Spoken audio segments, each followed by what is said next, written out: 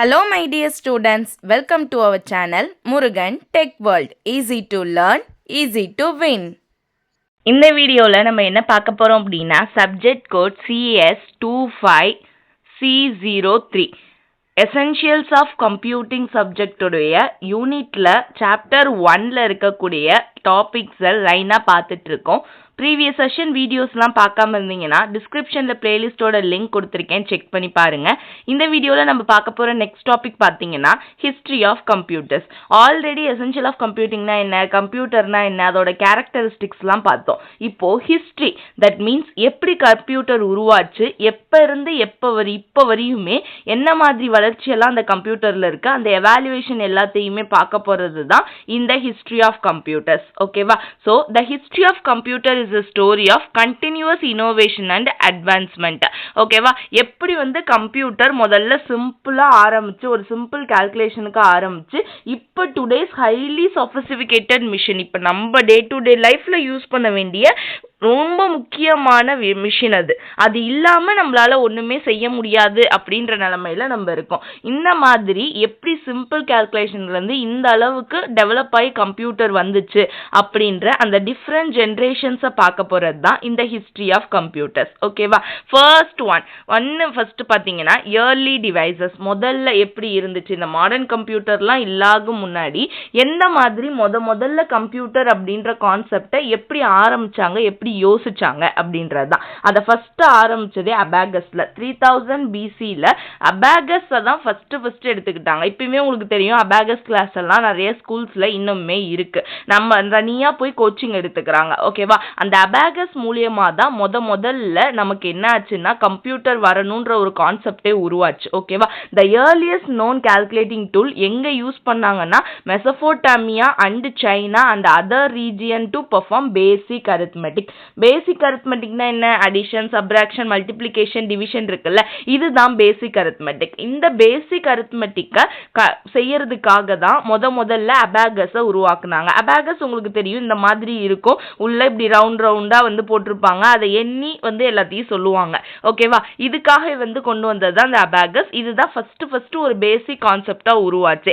Next பார்த்தோம்னா mechanical calculator 1600 800க்குள்ள என்ன உருவாச்சு அப்படின்னு பார்த்தீங்கன்னா மெக்கானிக்கல் கால்குலேட்டர்ஸ் உருவாச்சு. That means first pascal calculator அப்படின்னு சொல்லுவோம். இது யாரால இன்வென்டட் பண்ண போச்சுன்னா பிளாசியா பாஸ்கல் தான் இதை இன்வென்ட் பண்ணாங்க. எதுக்காக அப்படின்னா அடிஷனையும் சப்ராக்ஷனையும் பெர்ஃபார்ம் பண்றதுக்காக இந்த கால்குலேட்டரை உருவாக்குனாங்க. ஓகேவா? அடுத்து 1673ல பார்த்தீங்கன்னா லைபின் ஸ்டெப் ரெக்னாக்கர் அப்படின்றவங்க மல்டிப்ளிகேஷனுக்கும் டிவிஷனுக்குமான கால்குலேட்டரையும் உருவாக்குனாங்க. ஓகேவா? இதுதான் மெக்கானிக்கல் கால்குலேட்டர் 1600லேருந்து 1800க்குள்ள உருவானது. ஓகேவா? இப்போதான் நம்ம கம்ப்யூட்டரோடைய ரொம்பவே இதெல்லாம் அடிமட்டத்துல இருந்து வந்துச்சு. அந்த ஃபர்ஸ்ட் கம்ப்யூட்டர்னு நம்ம சொல்லுவோம்ல, அதை நம்ம முதல்ல உருவாக்குனது யாருன்னா நம்ம Charles Babbage, father of computer. ஓகேவா? இவர் என்ன பண்ணாரு, எப்ப இது உருவாக்குனாருன்னா 1791லேருந்து 1871க்குள்ள உருவாக்குனது தான் இந்த சார்லஸ் பாப்பேஜோட இந்த computer. Okay, so design the difference engine and analytic engine. That means various இன்ஜினையும் அதுக்குள்ள ஒவ்வொரு கால்குலேஷனையும் பெர்ஃபார்ம் பண்ணணும்னா, ஒவ்வொரு ஆப்ரேஷன்ஸையும் பெர்ஃபார்ம் பண்ணணும்னா டிஃப்ரெண்ட் டைப்ஸ் ஆஃப் இன்ஜின்ஸை உள்ள கொடுத்து நம்ம ப்ரோக்ராமை உள்ள கொடுத்து கம்ப்யூட்டர்லேருந்து வாங்குற மாதிரி முதல்ல டிசைன் பண்ணது இந்த சார்லஸ் பாப்பேஜோட கம்ப்யூட்டர். முதல்ல டிசைன் பண்ண கம்ப்யூட்டர் எப்படி இருக்கும்னு பார்த்தீங்கன்னா ஒரு வால் சைஸுக்கு, தட் மீன்ஸ் நம்ம சுவர் இருக்கு பார்த்தீங்களா, அந்த சுவர் சைஸுக்கு ரொம்ப வால் சைஸ்க்கு பெரிய கம்ப்யூட்டராக இருந்துச்சு, ஒரு ரூம் சைஸுக்கே. அப்படிதான் முதல்ல உருவாக்குனாங்க. நெக்ஸ்ட் அடா லவ்லேஸ் என்ன பண்ணாங்கன்னா பாபேஜோட ஒர்க் பண்ணி இந்த ஃபர்ஸ்ட் கம்ப்யூட்டர் ப்ரோக்ராமரா உருவானாங்க. ஓகே, இவர் தான் என்ன பண்ணுவாரு, ப்ரோக்ராமிங் லாங்குவேஜை மேக் பண்றதுக்கு ரொம்பவே ஹெல்ப்ஃபுல்லா இருந்தாரு சார்லஸ் பாப்பேஜுக்கு. ஸோ இவங்க ரெண்டு பேரும் சேர்ந்து தான் இந்த முதல் கம்ப்யூட்டரையும் அதுக்கான ப்ரோக்ராமிங்கையும் கொடுத்துருக்காங்க. இது இயர்லி டிவைஸ்ல. ஓகேவா? Next second generation. Okay, first generation அதாவது இயர்லி ஜென்ரேஷன் பார்த்தாச்சு முதல்ல. இப்போ ஃபர்ஸ்ட் ஜென்ரேஷன் என்னன்னு பார்க்க போறோம். 1940ஸ்லேருந்து 1956க்குள்ள உருவானது தான் இந்த first generation computer. That means அதுக்கு இன்னொரு பேர் இருக்கு, ஒவ்வொரு ஜென்ரேஷன்ல இருக்க கம்ப்யூட்டருக்கு ஒவ்வொரு பேர் இருக்கு. இது வேக்கம் டியூப் கம்ப்யூட்டர் அப்படின்னு சொல்லுவோம். ஓகேவா? ஸோ யூஸ்டு வேக்கம் டியூப் இருக்கு பார்த்தீங்களா, நமக்கு தெரியும்ல வேக்கம் டியூப்ஸ் எல்லாம் இருக்கும்ல, அந்த மாதிரி டியூப்ஸ் மூலியமா இது பண்ணது கிடையாது. So used vacuum tubes for circuitry and magnetic drums for memory. நம்ம சர்க்யூட் பிரான்ச்சஸ்க்கும் அந்த கம்ப்யூட்டர்ல இருக்க ஒவ்வொரு மிஷின்ஸை வந்து அந்த ஒயர் கனெக்ஷன்ஸ்லாம் இது பண்றதுக்கு சர்க்யூட்டரிக்கு வந்து வேக்கம் டியூப்ஸையும் மேக்னெட்டிக் ட்ரம்ஸை வந்து மெமரி ஸ்டோரேஜுக்கும் யூஸ் பண்ணுச்சு. ஓகேவா, இது ரொம்ப ரொம்ப பெரிய computer. So very large, consumed massive power, நிறைய எலக்ட்ரிசிட்டி பவர் தேவைப்பட்டுச்சு. அதே மாதிரி அதிகமா ஹீட்டையும் ப்ரொடியூஸ் பண்ணுச்சு. பிகாஸ் வேக்கம் டியூப்ஸும் மேக்னெட்டிக் ட்ரம்ஸும் யூஸ் பண்றதுனால நமக்கு நிறைய ஹீட்டும் ப்ரொடியூஸ் ஆச்சு. ஸோ இது எனக்கு கொஞ்சம் கஷ்டமா இருந்துச்சு யூஸ் பண்றதுக்கு. ஓகேவா, ஸோ எக்ஸாம்பிள் பார்த்தீங்கன்னா இனியாக் யூனிவேக். ஓகே, 1945ல ஃபர்ஸ்ட் ஜெனரல் பர்பஸ் எலக்ட்ரிக்கல் கம்ப்யூட்டரா அந்த இனியாக் கொண்டு வந்தாங்க. அடுத்து யூனிவாக் வந்து கமர்ஷியல் கம்ப்யூட்டரா யூஎஸ்ல கொண்டு வந்தாங்க. ஓகே, இது ஃபர்ஸ்ட் ஜெனரேஷன். இப்போ இது என்ன ஒரு டிஸ்அட்வான்டேஜ் இருக்கு, ரொம்பவும் பெருசா இருக்கு, அதிகமா பவர் கன்சியூம் பண்ணுது, ஹீட்டும் அதிகமா எடுத்துக்குது. இந்த டிஸ்அட்வான்டேஜ் எல்லாம் போக்குறதுக்காக நம்ம கொண்டு வந்தது தான் செகண்ட் ஜெனரேஷன். ஓகேவா, ஸோ செகண்ட் ஜெனரேஷன் எந்த டைம்ல இருந்து எந்த டைம்குள்ளன்னு பார்த்தீங்கன்னா 1956ல இருந்து 1963 வரையும். ஃபர்ஸ்ட் ஜெனரேஷன்ல வேக்கம் டியூப் கம்ப்யூட்டர்னு சொன்னோம்ல, அதே மாதிரி இங்க அதை ரீப்ளேஸ் பண்றதுக்கு டிரான்சிஸ்டர்ஸ் ரீப்ளேஸ்டு வேக்கம் டியூப்ஸ் அப்படின்னு சொல்றோம். ஓகேவா, இதை டிரான்சிஸ்டர் கம்ப்யூட்டர் அப்படின்னு சொல்வோம். ஓகேவா, ஸோ இங்க டிரான்சிஸ்டர்ஸ்லாம் நம்ம வந்து சர்க்யூட்ஸ்ல யூஸ் பண்ணுவோம். ஈஸி பிரான்ச் ஆகவங்க தெரியும். அந்த டிரான்சிஸ்டர் எப்படி இருக்கும்னா ரொம்பவே சின்னதா இருக்கும். இதை நம்ம டிரான்சிஸ்டர் ரீப்ளேஸ் பண்ணனால டியூபுக்கு பதிலா நம்மளுடைய கம்ப்யூட்டர் சின்னதாச்சு, ஃபாஸ்டாவும் ரன் ஆச்சு, ரொம்பவே ஈஸியா எல்லா விஷயங்களையும் எடுத்துக்க முடிஞ்சிச்சு, எனர்ஜி எஃபிஷியண்டா இருந்துச்சு. ஓகேவா, ஸோ இந்த அட்வான்டேஜ் எல்லாம் எனக்கு செகண்ட் ஜெனரேஷன்ல கிடைச்சிச்சு. தென் அது இல்லாம நான் வந்து என்ன பண்ணேன்னா ஏர்லி ப்ரோக்ராமிங் லாங்குவேஜ் இங்க கொண்டு வந்தாங்க. அசம்பிளி லாங்குவேஜ் அப்படின்னு சொல்லுவோம். தட் மீன்ஸ் கோபால், ஃபார்டன் லாங்குவேஜ் எல்லாம் இந்த பீரியட்ல இந்த செகண்ட் ஜெனரேஷன் கம்ப்யூட்டருக்குள்ள தான் கொண்டு வந்தாங்க. ஓகே, எக்ஸாம்பிள் இங்க மெயினா செகண்ட் ஜெனரேஷன்னாலே நீங்க ஞாபகம் வச்சுக்க வேண்டியது ஐபிஎம் தான். ஓகேவா, ஸோ ஐபிஎம் தான் இங்க இன்ட்ரோடக்ஷன் கொடுத்ததே, இங்க எஸ்டாப்ளிஷ் பண்ணி எடுத்துட்டு வந்தது second generation IBM. So IBM 1401, IBM 7090 இந்த கான்செப்ட்ஸ், இந்த சிஸ்டம்ஸ் தான் இங்க யூஸ் ஆயிருக்கு செகண்ட் ஜெனரேஷன்ல. ஓகேவா, ஸோ ஃபர்ஸ்ட் ஜெனரேஷன் முடிஞ்சிருச்சு, செகண்ட் ஜெனரேஷன் முடிஞ்சிருச்சு. Next third generation computers. Third generation computer பார்த்தீங்க அப்படின்னா அங்க டிரான்சிஸ்டர் யூஸ் பண்ணோம். டிரான்சிஸ்டர் கொஞ்சம் பெருசா இருக்கு. ஓகேவா, அதை விட ரொம்ப சின்னதா இருக்கக்கூடியது சிப்ஸ். ஓகேவா, நம்ம சிப்லாம் யூஸ் பண்றாங்க பார்த்தீங்களா, அதுதான் இங்க தேர்ட் ஜெனரேஷன்ல கொண்டு வந்தோம். இந்த தேர்ட் ஜெனரேஷன் இருந்த பீரியட் பார்த்தீங்கன்னா 1964ல இருந்து 1971. ஓகேவா, இங்க நம்ம யூஸ் பண்ண கான்செப்ட் இன்டகிரேட்டட் சர்க்யூட்ஸ். ஓகேவா, அந்த டிரான்சிஸ்டர் முக்காவாசி டிரான்சிஸ்டரை ரீப்ளேஸ் பண்ணி நான் என்ன பண்ணிட்டேன்னா சிங்கிள் சிப்புக்குள்ள நிறைய டிரான்சிஸ்டர்ஸை கொண்டு வந்துட்டோம். ஸோ இந்த மாதிரி பெரிய பெரிய டிரான்சிஸ்டர் இருக்குன்னா இதெல்லாம் ஒரு சிங்கிள் சிப்புக்குள்ளேயே கொண்டு வந்து அதோடைய பவர்ஸ் எல்லாத்தையுமே யூஸ் பண்ண வைக்கிறது தான் அந்த தேர்ட் ஜெனரேஷன் கம்ப்யூட்டருடைய வேலை. ஓகேவா, அப்போ கம்ப்யூட்டர் இன்னுமே எனக்கு ஸ்மால் ஆயிடுச்சு, ஈஸியா பவர்ஃபுல்லா வந்து ரொம்பவே ஒர்க் ஆக ஆரம்பிச்சிருச்சு. தென் இந்த மாதிரி எல்லாத்தையும் குறைக்கிறப்ப காஸ்ட் கொஞ்சம் வந்து அஃபோர்டபுளா நம்மளுக்கு ஏற்ற பிரைஸ் தான் கொண்டு வந்துட்டாங்க. ஓகேவா, ஸோ இங்கே தான் என்ன பண்ணாங்க அப்படின்னா ஆப்ரேட்டிங் சிஸ்டம் அப்படின்றத இது பண்ணாங்க. ஆப்ரேட்டிங் சிஸ்டம்ல நம்ம நிறைய அப்ளிகேஷன்ஸை கொண்டு வரலான்னு டெவலப் பண்ணாங்க. ஏன்னா ஃபர்ஸ்ட் பேசிக் கம்ப்யூட்டர்ல முதல்ல சின்ன சின்ன ஆப்ரேஷன்ஸ் தான் பெர்ஃபார்ம் பண்ண முடிஞ்சிச்சு, அடுத்த அசம்பிளி லாங்குவேஜ் தான் பெர்ஃபார்ம் பண்ண முடிஞ்சிச்சு. இப்போ இந்த ஜெனரேஷன் கம்ப்யூட்டர்ல என்ன பண்ணிட்டாங்கன்னா நெக்ஸ்ட் லெவல்ல நிறைய அப்ளிகேஷன்ஸை ஒரு சிஸ்டம்ல அட் அ டைம்ல ஒர்க் பண்ணக்கூடிய கெப்பாசிட்டி எல்லாத்தையும் இந்த ஜெனரேஷன் ஆஃப் கம்ப்யூட்டர்ல கொண்டு வந்துட்டாங்க. ஓகேவா, எக்ஸாம்பிள் இங்கேயுமே ஐபிஎம் சிஸ்டம் 360யும் PDF-8ம் எடுத்துக்கிறாங்க. ஓகேவா, நெக்ஸ்ட் பார்த்தோம்னா fourth generation. Fourth generation means 1971ல கொண்டு வந்தது தான் ஃபோர்த் ஜெனரேஷன் அப்படின்னுவோம். இங்க வந்து மைக்ரோ ப்ராசஸரை இன்ட்ரடியூஸ் பண்ணாங்க.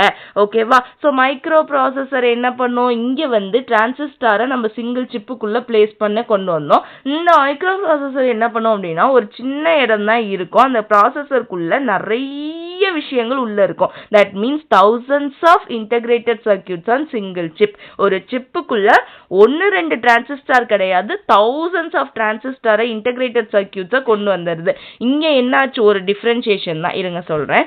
இங்க என்ன பண்ணோம்னா முதல்ல இந்த தேர்ட் ஜெனரேஷன் இருந்துச்சு பாத்தீங்களா, அதுக்கு முன்னாடி செகண்ட் ஜெனரேஷன்ல நம்ம என்ன பண்ணோம்னா வேக்கம் டியூப்ஸ்க்கு பதிலா டிரான்சிஸ்டரை கொண்டு வந்தோம். இந்த தேர்ட் ஜெனரேஷன்ல என்ன பண்ணாங்கன்னா டிரான்சிஸ்டருக்கு பதிலா சிங்கிள் சிப்பு சிப்புக்குள்ள கொண்டு வந்தாங்க. ஓகேவா? சோ அத நம்ம இன்டகிரேட்டட் சர்க்யூட்ஸ் அப்படின்னு சொன்னோம். அப்ப இந்த இன்டகிரேட்டட் சர்க்யூட் சிப்புக்குள்ள நிறைய டிரான்சிஸ்டர்ஸ் தான் இருந்துச்சு. அப்ப இதே மாதிரி நிறைய இன்டகிரேட்டட் சர்க்யூட்ஸ் இருக்கும், அதுக்குள்ள நிறைய டிரான்சிஸ்டர் இருக்குமா? இது தேர்ட் ஜெனரேஷன். இப்போ இந்த டிரான்சிஸ்டரே இருக்கு பாத்தீங்க, இந்த இன்டகிரேட்டட் சர்க்யூட்ஸே இருக்கு பாத்தீங்களா, அது எல்லாத்தையுமே thousands ஆஃப் இன்டகிரேட்டட் சர்க்யூட்ஸை ஒரு சிங்கிள் சிப்குள்ள கொண்டு வரது தான் இந்த fourth generation micro processor computer. புரியுதுங்களா? அப்போ இந்த ஆல்ரெடி இது நமக்கு இப்போ மைக்ரோ ப்ராசஸரா இருக்கு.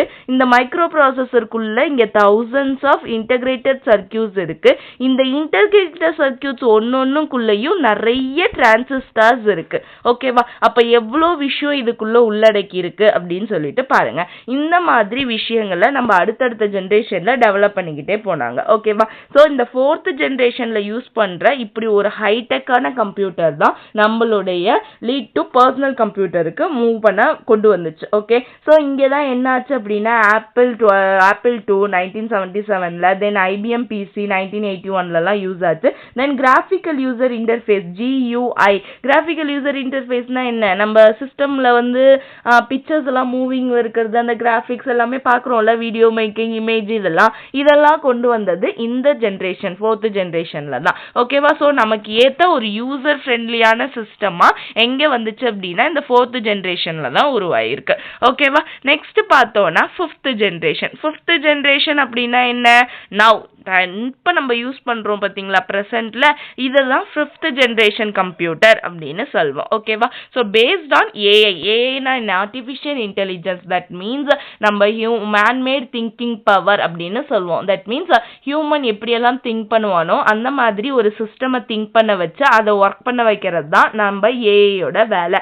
இதே மாதிரி டீப் லேர்னிங், மிஷின் லேர்னிங்னு நிறைய அட்வான்ஸ்டு டெக்னாலஜிஸ் எல்லாம் யூஸ் பண்ற மாதிரி இந்த ஃபிஃப்த் ஜெனரேஷன் கம்ப்யூட்டர் இருக்கு.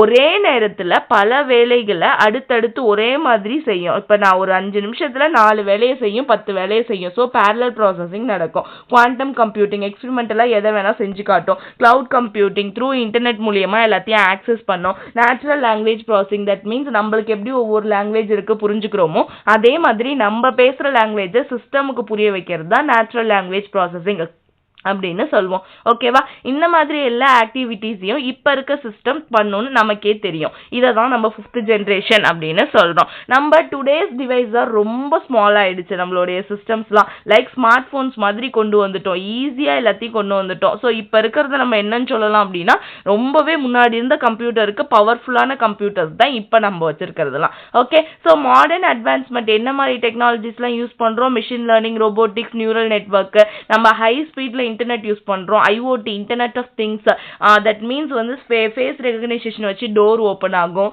நம்ம சென்சார்ஸ் மூலியமா எல்லாமே ஒர்க் ஆகுது. வீட்ல இருந்தே நம்ம போன்லயும் சிஸ்டம்லயுமே என்ன பண்ணலாம் அப்படின்னா நம்மளுடைய ஹோம் அப்ளையன்சஸ் எல்லாத்தையுமே ஒர்க் பண்ண வைக்கலாம். இந்த மாதிரி எல்லா டெக்னாலஜிஸ்மே என்ன ஆயிடுச்சு அப்படின்னா இந்த ஃபிஃப்த் ஜெனரேஷன் கம்ப்யூட்டரால ஒர்க் ஆக ஸ்டார்ட் பண்ணிடுச்சு. ஓகேவா? So these are the history of computers. எப்படி படிப்படியா கம்ப்யூட்டர் உருவாகி அப்ப இருந்து ஏர்லி ஜெனரேஷன் பிசில இருந்து 1600 பிசில இருந்து இப்ப வரையும் எப்படி சிஸ்டம் அடுத்தடுத்து டெவலப் ஆகி வந்திருக்குன்றது தான் இந்த ஹிஸ்டரி ஆஃப் கம்ப்யூட்டர்ஸ்ல பார்த்தோம். ஓகேவா? சோ திரும்ப ஒரு ரீகால் கொடுக்கறேன். ஜஸ்ட் ஒரு ரீகால் மட்டும் பார்த்துக்கோங்க. முதல்ல ஏர்லி டிவைஸ் பாத்தீங்கன்னா ஃபர்ஸ்ட் 3000 பிசில அபாகஸ் தான் இருந்துச்சு. ஓகேவா? சோ அபாகஸ்ல இருந்து மெக்கானிக்கல் கால்குலேட்டர், பாஸ்கல் கால்குலேட்டரும், லின்மிஸ் ராக்கர் கொண்டு வந்த கால்குலேட்டரும் இருந்துச்சு. அது பேசிக் அரித்மெட்டிக் ஆபரேஷன்ஸ் மட்டும் தான் உருவாக்கும். 1791ல தான் என்ன பண்ணாங்கன்னா சார்லஸ் பாப்பேஜ் டிஃபரன்ஸ் இன்ஜினும் அனாலிட்டிக் இன்ஜினும் யூஸ் பண்ணி முதல்ல நம்ம கம்ப்யூட்டர் ப்ரோக்ராமிங் கம்ப்யூட்டரே உருவாக்குனாரு. அடா லவ்லேஸ் தான் ஃபர்ஸ்ட் கம்ப்யூட்டர் ப்ரோக்ராமர், ப்ரோக்ராமிங்க கொண்டு வந்தவங்க. ஓகேவா? இவங்க 2 பேரும் சேர்ந்து தான் இது பண்ணாங்க.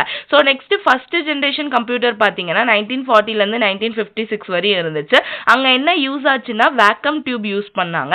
ஸோ மெமரிக்கு மேக்னெட்டிக் ட்ரம்ஸ் யூஸ் பண்ணாங்க. ஸோ இது வேக்கம் டியூப் யூஸ் பண்றதுனால ரொம்ப பெருசாகவும் நிறைய பவர் தேவை தேவைப்பட்டுச்சு. ஓகேவா? எலக்ட்ரிசிட்டி பவர் அடிக்கடி சீக்கிரம் ஹீட்டும் அதிகமா வந்து ப்ரொடியூஸ் பண்ணிருச்சு. இந்த டிஸ்அட்வான்டேஜை போக்குறதுக்காக அந்த வேக்கம் டியூபை நெக்ஸ்டா வந்து அடுத்து வந்து ரீப்ளேஸ் பண்றதுக்காக டிரான்சிஸ்டர்ஸ் வந்துச்சு. அதுதான் second generation computer. So transistor use பண்ணி வேக்கம் டியூபை ரீப்ளேஸ் பண்ணிட்டாங்க. ஸோ நம்மளுடைய கம்ப்யூட்டர் கொஞ்சம் சின்னதாயிடுச்சு, ஃபாஸ்டாகவும் ஒர்க் ஆச்சு, எனர்ஜி எஃபிஷியன்ட்டாகவும் இருந்துச்சு. இங்கே முதல்ல அசம்பிளி லாங்குவேஜ் கொண்டு வந்தோம் செகண்ட் ஜெனரேஷன்ல. தட் மீன்ஸ் கோபால், ஃபார்டன் லாங்குவேஜ்லாம் கொண்டு வந்தோம். ஓகேவா? ஸோ இப்போ என்ன பண்ணாங்கன்னா நெக்ஸ்ட் தேர்ட் ஜெனரேஷன் கம்ப்யூட்டர்ஸ் வந்துச்சு. தேர்ட் ஜெனரேஷன் கம்ப்யூட்டர் என்ன பண்ணுச்சு அப்படின்னா இன்டகிரேட்டட் சர்க்கியூட் கம்ப்யூட்டர்னுவோம். நம்ம ஆல்ரெடி வச்சிருந்த டிரான்சிஸ்டாரை செகண்ட் ஜெனரேஷன்ல இருந்த டிரான்சிஸ்டாரை ரீப்ளேஸ் பண்ணி ஒரு சிங்கிள் சிப்குள்ள கொண்டு வந்தது தான் இந்த இன்டகிரேட்டட் சர்க்கியூட்ஸ். அப்போ எனக்கு இன்னுமே கம்ப்யூட்டருடைய சைஸ் வந்து சின்னதாச்சு, அதிகமாக பவரும் இது பண்ணாங்க. அப்ளிகேஷன்ஸையும் நான் நிறைய யூஸ் பண்ணக்கூடிய விஷயமா இந்த தேர்ட் ஜெனரேஷன்ல இருந்துச்சு. ஓகேவா? ஸோ இப்போ இந்த இன்டகிரேட்டட் சர்க்கியூட்ஸையே ரீப்ளேஸ் பண்ணி என்ன கொண்டு வந்தாங்கன்னா மைக்ரோ ப்ராசஸர் கொண்டு வந்தாங்க. அதுதான் fourth generation. That means thousands of integrated சர்க்கியூட்ஸை ஒரு சிங்கிள் சிப்புக்குள்ள என்னால் வச்சு ஒர்க் பண்ண வைக்க முடியும். அதுதான் ஃபோர்த் ஜெனரேஷன் கம்ப்யூட்டர். அந்த ஃபோர்த் ஜெனரேஷன் கம்ப்யூட்டர்ல தான் நம்ம பர்சனல் கம்ப்யூட்டர் இன்ட்ரோ ஆச்சு.